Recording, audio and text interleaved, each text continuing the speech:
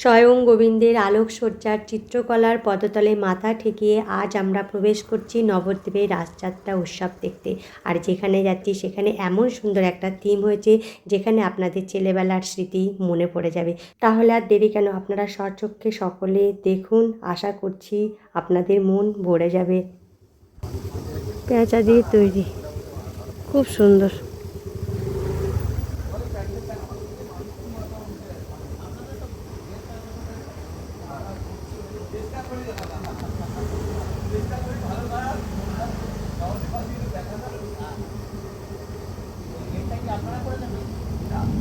এই জায়গাটা যতবারই রাসের ঠাকুর দেখতে এসেছি একটা না একটা সুন্দর থিম করেছে এরা।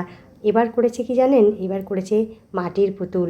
সত্যি এখানে এসে সেই ছেলেবেলার মাটির পুতুল নিয়ে খেলার কথা মনে পড়ে গেল। আমার এত ভালো লাগলো এই থিমটা দেখে, আমার কাছে তো অসাধারণ একটা লাগলো। তা আপনাদের কেমন লাগলো অবশ্যই আমাকে কমেন্টে জানাবেন। আর ভালো লাগলে অবশ্যই লাইক করে দেবেন। আশা করছি ভিডিওটা একটু শেয়ার করে দেবেন। প্যান্ডেলটা খুব সুন্দর, সব বাঁশের কাজ। হ্যাঁ চলো, লোকেশন ডালতে না ডাল ওইখান দিয়ে চলে যাবো।